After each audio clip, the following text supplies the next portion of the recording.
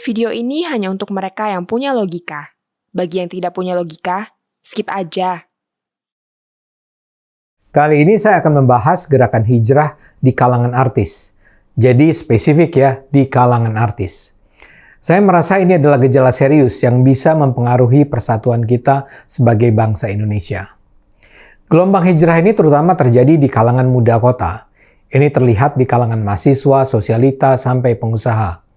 Mereka adalah orang-orang yang merasa harus pindah dari kehidupan lama yang dianggap masih penuh dengan dosa ke tataran hidup baru yang lebih islami. Indikator kehidupan islami itu adalah hidup dengan melandaskan diri pada ajaran Al-Quran, Sunnah, serta mengikuti teladan kehidupan Nabi Muhammad dan para sahabat 14 abad yang lalu. Karena itu mereka akan hidup dengan cara yang eksklusif dan membangun jarak dengan kaum non-hijrah, apalagi dengan kaum non-muslim. Saya akan fokus pada hijrah di kalangan artis. Umumnya para artis yang berhijrah adalah mereka yang mulai memudar popularitasnya. Sebagai contoh, Arie Untung dan Fenita, lantas ada juga Shireen Sungkar dan Teuku Wisnu, ada Zaskia Sungkar dan Irwansyah, ada Alyssa Subandono dan Dude Herlino, Primus Yustisio dan Jihan Fahira, dan lain-lain. Saya tidak ingin mengatakan bahwa mereka berhijrah karena mereka sudah kehilangan job. Saya rasa penjelasannya tidak sesederhana itu. Mungkin pelarian mereka ke agama ada kaitannya dengan kekecewaan karena menurunnya popularitas. Tapi ini mungkin juga terkait dengan perenungan yang mereka jalani saat mereka mulai punya waktu ketika tawaran pekerjaan mulai berkurang. Kesadaran akan arti agama memang lazim dilakukan oleh mereka yang menyempatkan diri untuk merenung, untuk berpikir. Ketika seorang artis disibukkan dengan panggilan manggung, dengan tampil, berakting, bikin rekaman, bikin iklan, bisa dikatakan dia tidak akan punya banyak waktu untuk meninjau ulang kehidupannya. Ini sebetulnya juga terjadi pada misalnya para pejabat, para petinggi, tokoh publik, para akademisi yang menempati rating tinggi di dunia kariernya. Mereka memang tidak sempat merenung, tapi begitu mereka pensiun, lazim sekali mereka akan mengalami panggilan semacam hijrah. Jadi yang terjadi pada para artis ini tidaklah mengherankan. Apalagi kalau dalam kariernya mereka bergelibang uang. Gaya hidup mereka pun serba glamor, serba permisif.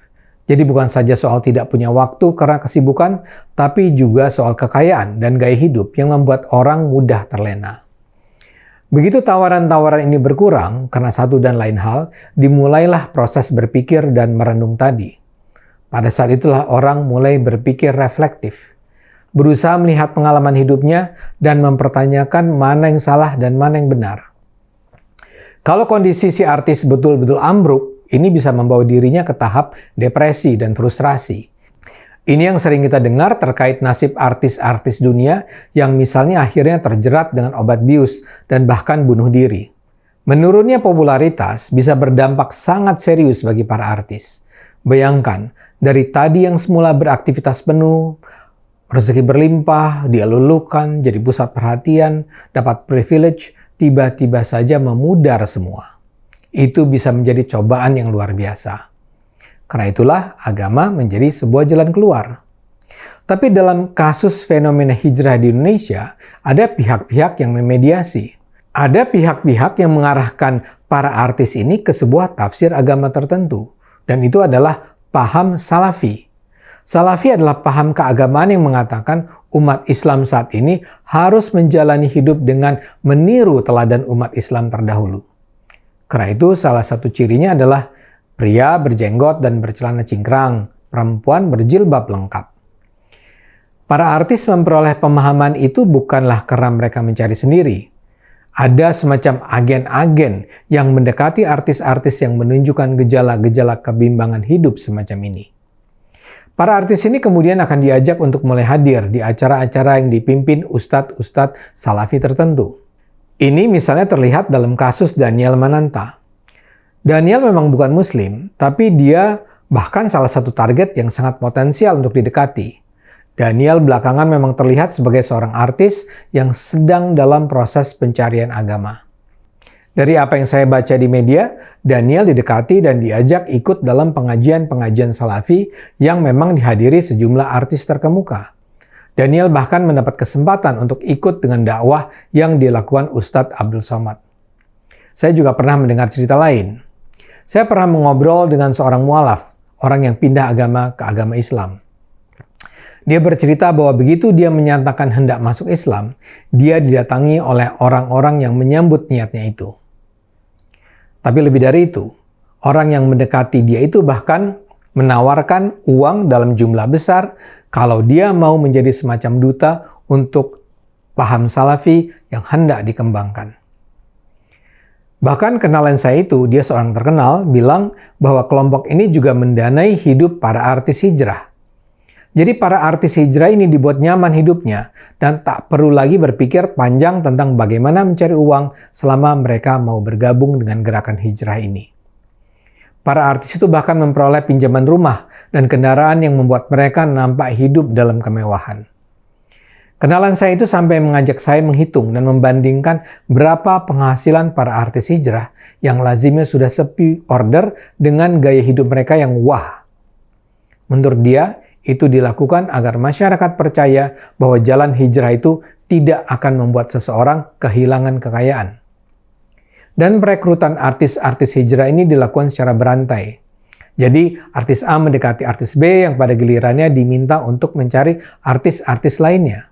Mereka jadinya akan membentuk sebuah kelompok eksklusif para artis hijrah. Mereka akan ikut dalam pengajian yang terbatas dengan dibimbing para ustadz tertentu. Namun ini tidak dilakukan sebatas di kalangan artis. Gerakan ini juga menyasar kalangan sosialita, kalangan elit, mereka yang datang dari latar belakang ekonomi menengah ke atas. Yang mereka janjikan adalah janji penyelamatan.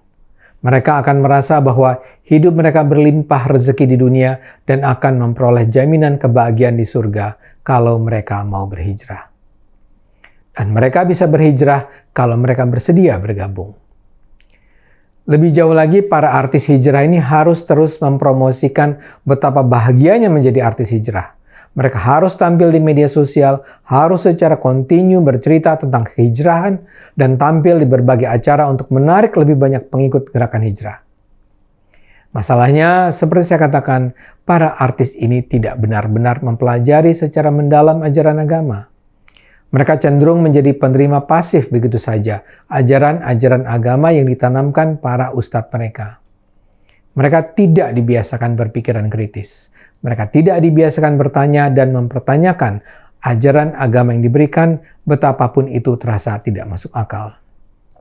Dan disinilah bahaya mengancam. Mereka yang mengorganisir gerakan hijrah ini memiliki tujuan. Mereka ingin menjadikan Indonesia sebagai negara Islam. Mereka pada dasarnya ingin agar masyarakat tidak lagi mempercayai Pancasila dan UUD 45 sebagai dasar negara dan hukum tertinggi yang harus ditaati. Mereka ingin memasarkan ide negara Islam dengan menggunakan para selebritis tersebut. Karena itu saya tidak nyaman dengan perkembangan hijrah di kalangan artis ini. Tentu adalah hak mereka untuk melakukannya. Tapi kita semua harus menyikapinya dengan hati-hati. Ayo gunakan akal sehat, karena hanya dengan akal sehat negara ini akan selamat.